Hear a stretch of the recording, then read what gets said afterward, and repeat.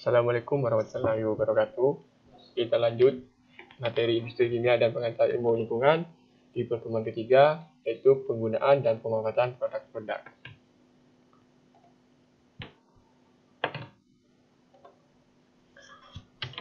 Penggunaan dan pemanfaatan menurut sektor industri, di mana kita pakai industri petrokimia merupakan penghasil utama bahan baku bagi sektor industri lainnya, karena produk-produk akhirnya kebanyakan masih merupakan intermediate product, yaitu produk antara atau produk-produknya kebanyakan masih merupakan bahan baku bagi industri-industri lainnya.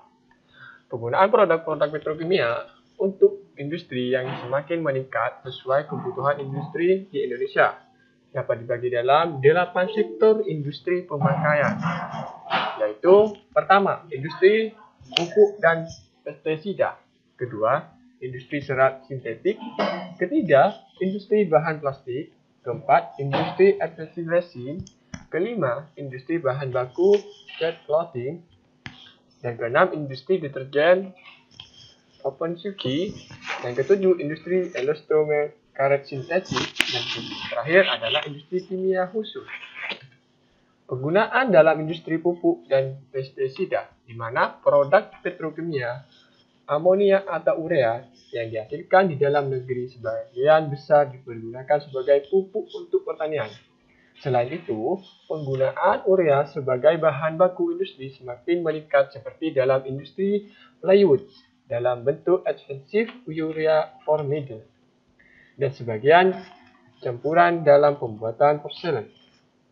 Kini, industri pestisida di dalam negeri sebagai penunjang dalam bidang pertanian telah berkembang. Sebagian besar bahan aktif pestisida, pelarut dan aditifnya merupakan produk akhir industri petrokimia seperti senyawa-senyawa karbonat, biokarbonat, surfaktan, organik, organofosfor, dan alkohol dan sebagainya.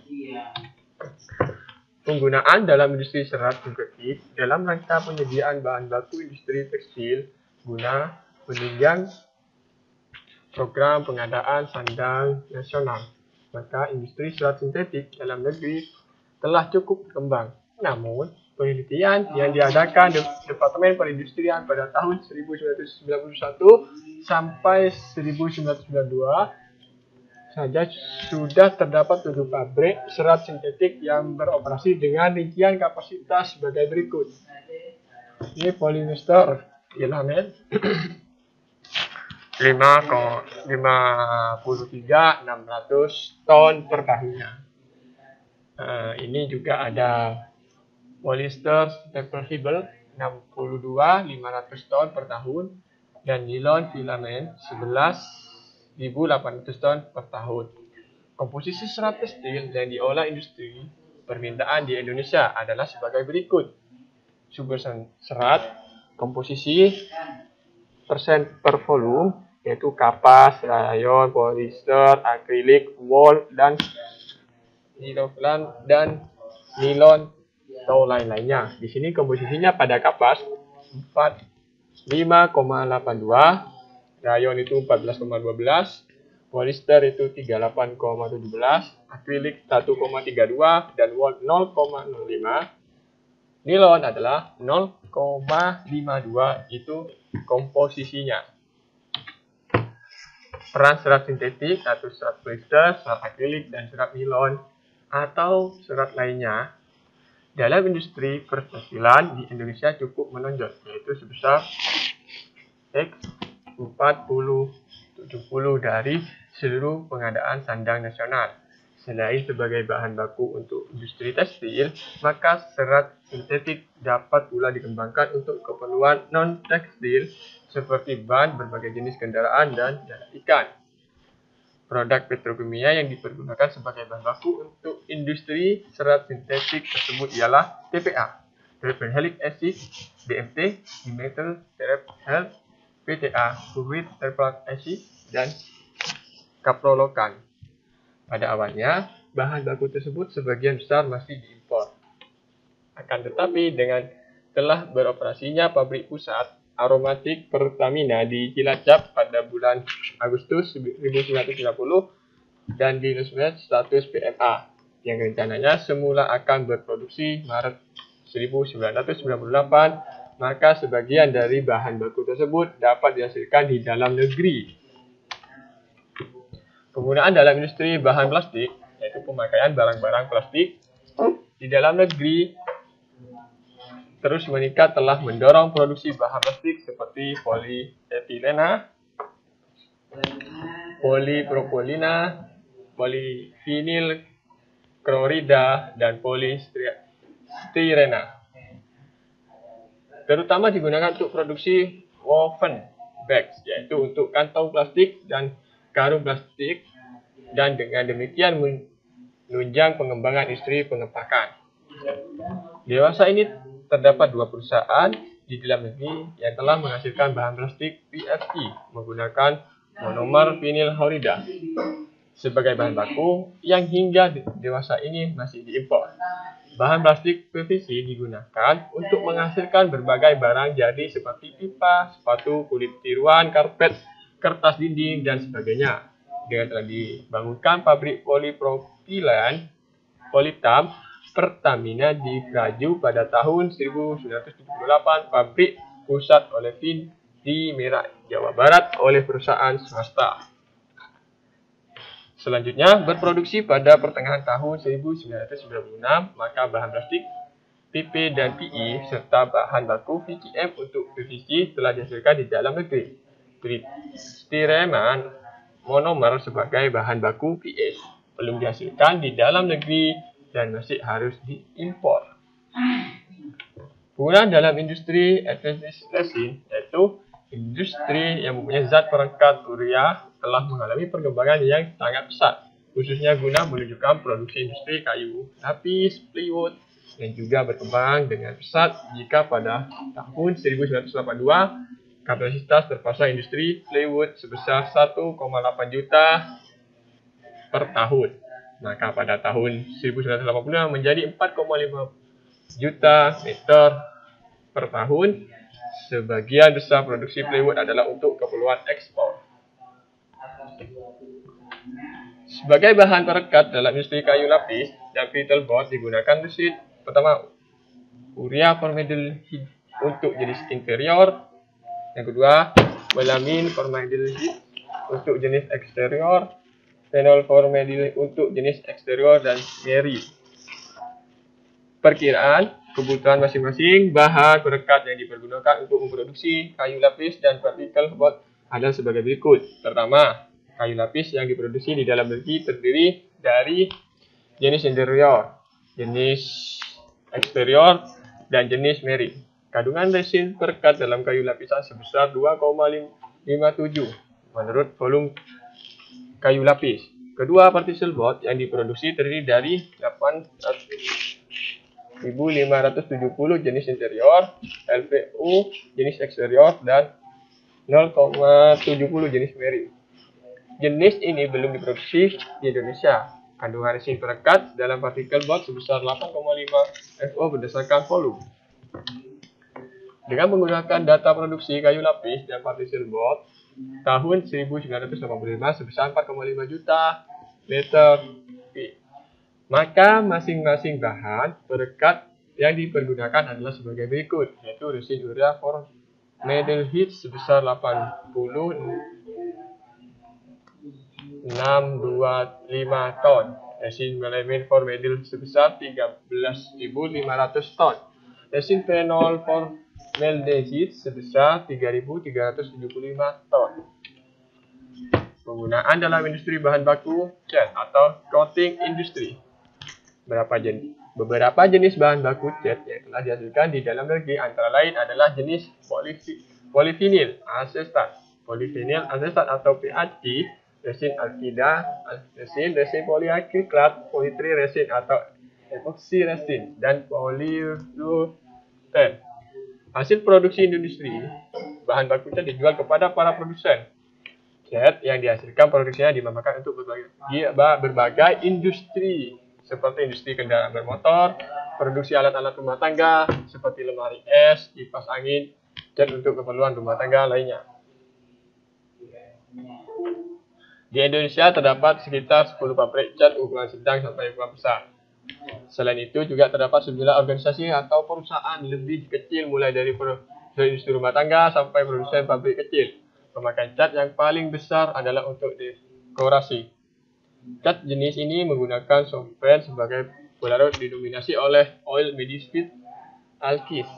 Sedangkan yang menggunakan air untuk pelarut seperti hanya dengan cat listrik didominasi oleh emulsi polyvinyl acetate.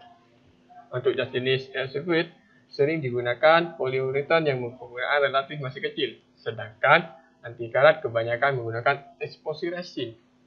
Pembahasan berikut akan terbatas pada liquid resin, epoxy resin, poliuretan, dan PAC.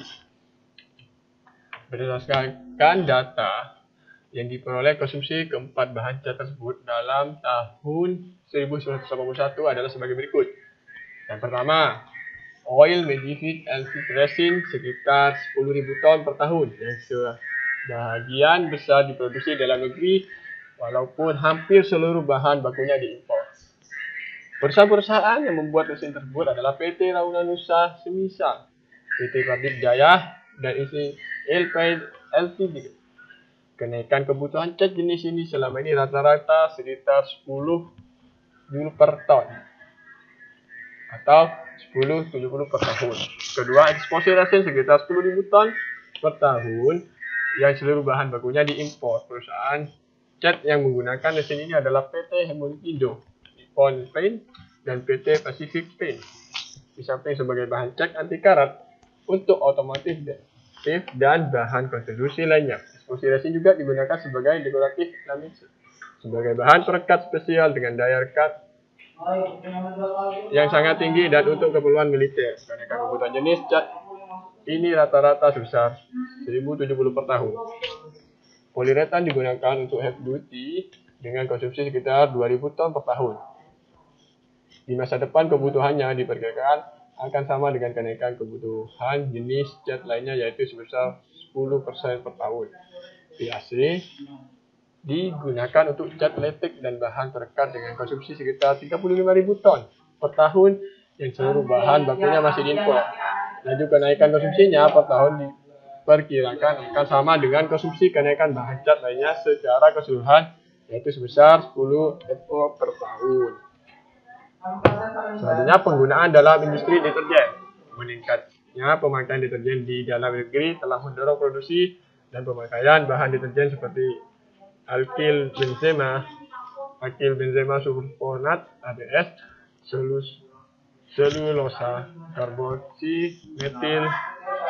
Di samping 4 perusahaan besar dewasa ini, industri deterjen di Indonesia sebagian besar merupakan industri rumah tangga yang menggunakan 61 ABS ton per tahun. Dengan asumsi setiap ton pemakaian ABS akan menghasilkan 5 ton deterjen, maka produksi deterjen pada tahun 1985 diperkirakan sebesar 305.000 ton. Dari 4 perusahaan tersebut, penghasil bahan deterjen ABS tersebut 2 perusahaan yang membuat deterjen bubuk powder adalah PT Universal Indonesia dengan merek Rinso dan PT Dino Indonesia dengan merek Dino. Sedangkan perusahaan lainnya menghasilkan deterjen dalam bentuk krim atau pasta.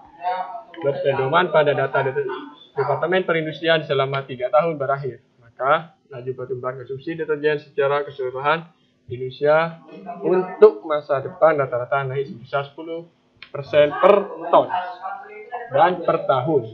Dengan beroperasinya pabrik pusat aromatik Pertamina di Cilacap dan pabrik pusat olefin kandang asin di Merak, maka produksi benzena untuk menghasilkan bahan baku deterjen alkyl benzena atau alkyl benzen sulfonat sudah dapat dilaksanakan di dalam negeri. Penggunaan dalam industri elastomer. Bahan elastomer yaitu karet sintetik seperti butadina atau isobutan, merupakan salah satu hasil industri petrokimia hilir yang penting namun belum berkembang di Indonesia. Di dalam negeri, dengan semakin berkembangnya industri dan kendaraan bermotor dan industri karet lainnya yang praktis lebih banyak menggunakan karet sintetik. daripada karet alam. Maka kebutuhan akan karet sintetik akan terus meningkat. Karet sintetik yang dipergunakan terdiri dari jenis SBR plus 10 untuk produksi bahan luar dan dari jenis karet butil 20 FU untuk produksi bahan dalam. Berbagai jenis polimer dan kopolimer karet sintetik yang dipakai dan yang masih diimpor dapat dirinci sebagai berikut, yaitu ada 4: peredam getaran mesin, yang kedua, yang ketiga karet stris butiana, dan yang keempat karet nitril, yang kelima karet butil, di mana karet butil ini memiliki sifat aerosion yang sangat baik, sehingga karet ini terutama digunakan untuk ban, tubeless, dan ban dalam dan produk-produk ban pada umumnya, juga digunakan untuk sealant pelapis silo reversion. Yang keenam karet neoprena, yang ketujuh karet etilen mas, yang kedelapan karet jenis ini telah mulai dikenal juga sebagai mineral corpus. 9 karet sintetik lain di samping jenis karet sintetik di atas masih ada jenis-jenis karet sintetik lainnya seperti karet silikon dan karet fluorokarbon. Penggunaan dalam industri kimia, khusus industri zat pewarna atau newsturfis industri. Beberapa jenis industri petrokimia ini dapat kategori sebagai industri kimia khusus yang sudah mulai berkembang adalah industri zat pewarna. Bahan pewarna untuk industri tekstil dan karbon black, bahan pewarna dan campuran untuk bahan kendaraan. Bahan untuk industri zat pewarna tersebut kebanyakan masih diimpor. Di samping ini, bahan pewarna untuk tekstil juga digunakan mesin untuk tekstil jenis amino resin, yaitu urea, formaldehida, dan melainkan formaldehida, yang berfungsi sebagai krispropit chemical, terutama untuk jenis tekstil katun agar tidak kusut dan melipat. Dengan digunakan amino resin ini, maka tekstil katun dapat bertahan seharusnya menghadapi persaingan yang berat dari serat sintetik yang mempergunakan resin anhidra swap. Kandungan resin untuk tekstil katun sekitar 570 dari berat serat katun. Penggunaan amino resin terbatas pada bahan-bahan yang berwarna karena ketahanannya terhadap klorida sangat rendah, maka warna dapat berubah menjadi kekuning-kuningan. Di Indonesia terdapat 2 perusahaan yang membuat amino resin khusus untuk tekstil, yaitu PT Ulostimetik di Jakarta dan PT Dumasio di Bandung, yang dalam tahunnya 1985 memerlukan 4.500 ton resin urea formaldehid dan 1.000 ton resin melainkan formaldehid. Sekian, terima kasih.